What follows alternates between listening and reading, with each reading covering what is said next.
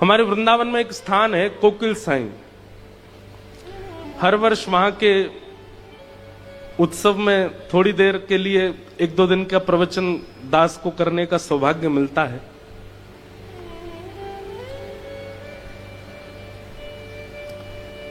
उनका चरित्र स्वामी श्री अखंडानंद जी महाराज ने लिखा। कोकिल साई सिंधी में, सिंध प्रांत में संतों को साई बोलते हैं, तो सिंध से ही आए थे इसलिए उनको साई बोलते हैं।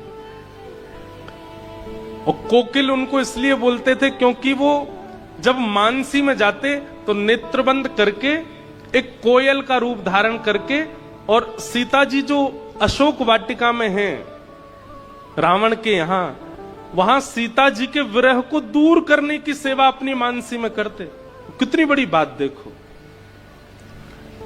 उन्होंने जब कथा सुनी तो कथा सुनकर के उनके मन में क्या आया कि सीता जी इतने वर्षों तक रावण की वाटिका में रही, वहां इतना विरह सीता जी को होता था, किसी ने उनके मन को शांत क्यों नहीं किया। अपने गुरुदेव से पूछते सीता जी के आसपास कौन रहता था, बोले बड़े बड़े राक्षस रहते थे, दुष्ट रहते थे, राक्षसियां रहती थी। हमारी इतनी कोमल सी सीता जी, इतनी मधुर सी सीता जी इतने इतने विषम परिस्थिति में रहती थी।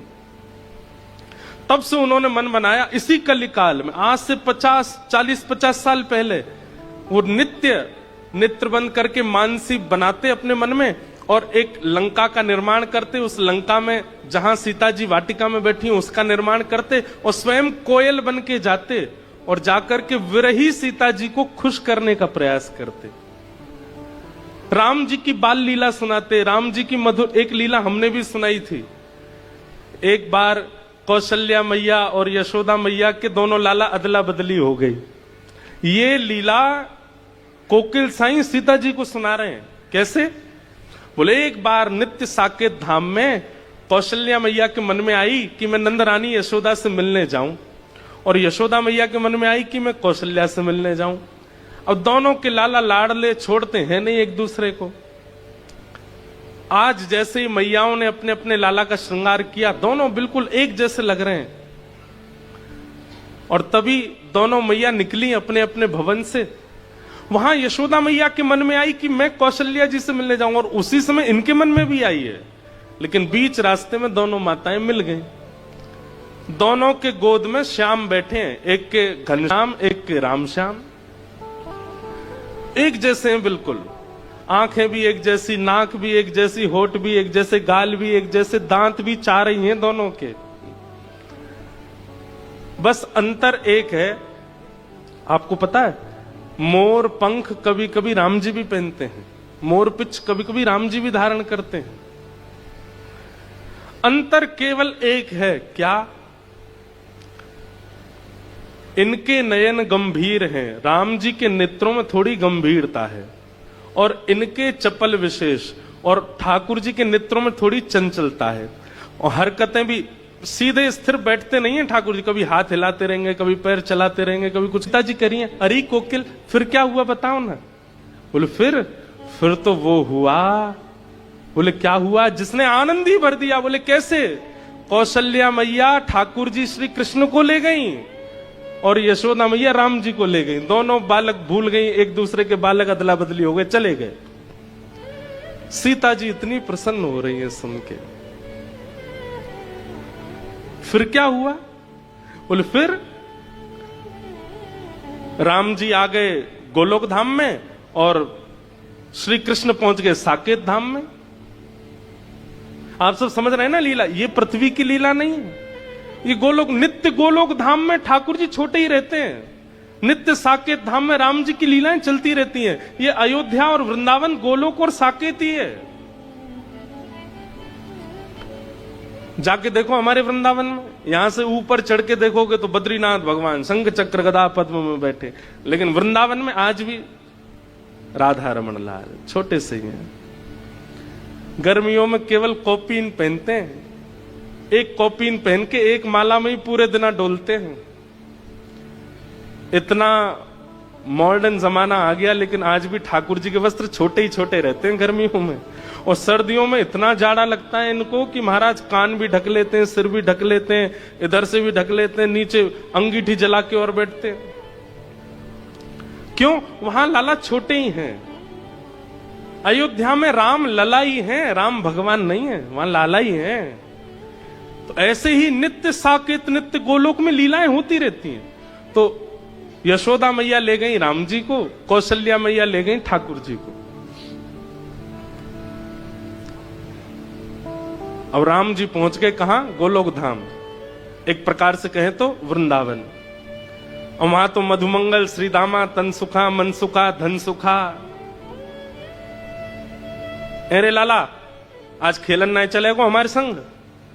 और यहां तो राम जी हैं, कन्हैया तो है नहीं। जी मित्रवर, आप सब आज्ञा करेंगे तो हम निश्चित आपके साथ चलेंगे। मन सुखा बोलो जी, कौन सी भाषा बोल लो लाला तू? ये शुद्ध हिंदी भाषा है। कौन सी भाषा लाला, ये कहां से सीखे आयो तू? मैया तेरो लाला बीमार है गो, मैया देख कहा बोल लो, हमें समझ में ही ना आया रही। और वहां साकेत पहुंच गए ठाकुर जी, और वहां राम जी के मित्र आए हैं सब। रघुकुल कमल दिवाकर दशरथ नंदन कौशल्या नंदन रामचंद्र भगवान को प्रणाम। ठाकुर जी बोले, मधुमंगल का बोल रहा इतकुआ मेरे पास? कहा इतना लंबो चौड़ो नाम कैसे बोल रहा है? अरे आज बड़ो सज धज के आओ, बड़े बढ़िया से लत्ता पहन के आओ, फट क्यों ना रहे तेरे लत्ता? यहां पे ला, पकड़ के सबरे लत्ता फाड़ दिए। वहां कृष्ण पहुंच गए। राम जी तो बड़े चिंतित हो गए, भैया ये कैसे लोग हैं, इन लोगों की भाषा कैसी है? ठाकुर जी को जबरदस्ती उठा के ले गए। अब वहां तो हमारे ब्रज में गाते हैं ना रसियाओं में,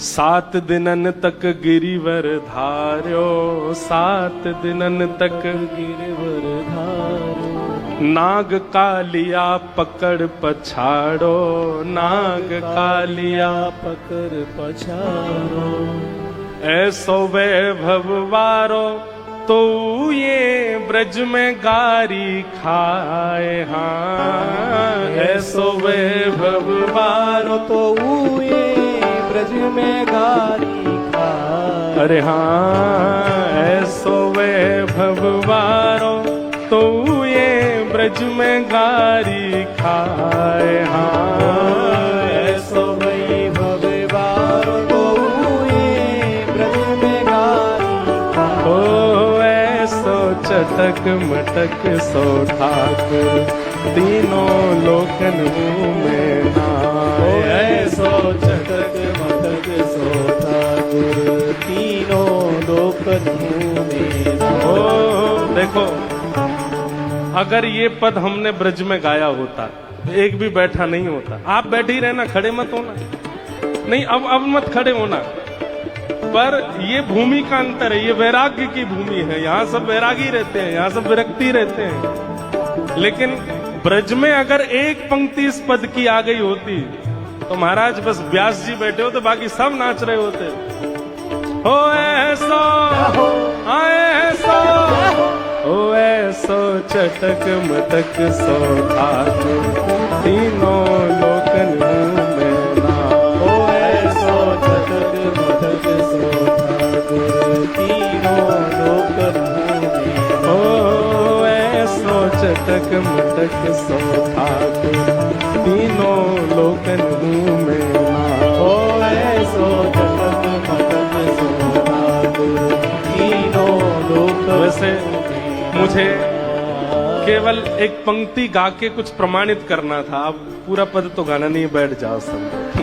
बोलो वृंदावन बिहारी लाल। तो ये तो बड़े चंचल हैं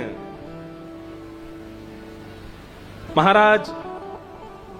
दशरथ जी ने बुलाया, राघव जल्दी आओ, भोजन का समय हो गया। गोद में बैठ करके प्रसाद पाने की आदत है ठाकुर जी की, लेकिन राम जी तो बगल में आसन पर बैठते हैं, छोटी चौकी पर छोटी थाली में भोजन आता है। बड़ी थाली में दशरथ जी पाते हैं, छोटी थाली में राम जी पाते हैं। ये तो बड़ी मर्यादा में रहते हैं। लेकिन हमारे ठाकुर जी तो गोद में चढ़ के पाते हैं। जाते ही कूद पड़े दशरथ जी की गोद में। सामने थाली में बढ़िया आमरस रखा था, आमरस में हाथ मारा। दशरथ जी, अरे कौशल्या, देखो राम कितना आज बड़े लाड़ प्यार में आ गया है राम। कौशल्या जी बोली, पर ऐसे कभी पहले देखा तो नहीं राम को। लेकर के आमरस वो तो खाने लगे और आंख मुंह बनाने लगे। अरे मैया, ये तो बड़ो खट्टो सो आम है। कौशल्या मैया आश्चर्य कर रही है, ये कैसे बोल रहा है। अब कहां करूं, आम तो मुंह पे खबनाए रहे हो, ये आम रस तो मुंह पे ना खबरो। तो आम रस लेकर के दशरथ जी की दाढ़ी से लगा दियो। सीता जी सुन रही हैं ये सब लीला। कौन सुना रहे हैं? कोकिल साईं। देखो कैसे कैसे महापुरुष, उनको ये चिंता हो गई कि सीता जी का मन कैसे लगता होगा लंका में, तो मैं उन्हें लीला सुनाऊं, मैं उन्हें भाव सुनाऊं।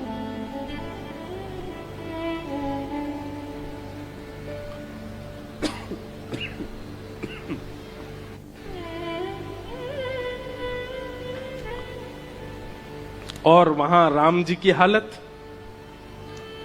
सब्र पकड़ के ले गए उनको जमुना जी पे। अरे लाला चल, आज हमारी घुड़सवारी करवे को मन है, रो तू घोड़ा बन जा। राम जी हाथ जोड़, जी प्रिय मित्र, मैं महाराज दशरथ से कहकर के घोड़ा मंगवाता हूं। मधुमंगल श्री राम बोले, लाला तेरी एक तो वाणी कचू है गयो है, हमें तो ने को उरास ना यारो। अरे कहा कह रो, कहां तो घोड़ा मंगवाओ, तू ही बन जा घोड़ा। राम जी कोई घोड़ा बना दिया। मधुमंगल सीधा में सब बैठ गए ऊपर, ठाकुर जी की 2 चोटी बना दी। बोले ये हमारी लगाम है, चल घोड़ा टुक टुक चल। राम जी रोने लगे, हे मां कौशल्या आप कहां हो, ये मैं कहां आ गया हूं। ऐसी स्थिति बन गई। अंत तो गत्वा, यशोदा मैया ने सोची मेरो लाला ऐसो सीधो साधो कैसे है गयो। और वहां कौशल्या मैया सोच रही है हमारा लाला इतना उद्यमी कैसे हो गया। और जैसे ही दोनों के नेत्रों में गंभीरता से देखा, वहां कौशल्या मैया को, अरे ये तो यशोदा जी का लाला है।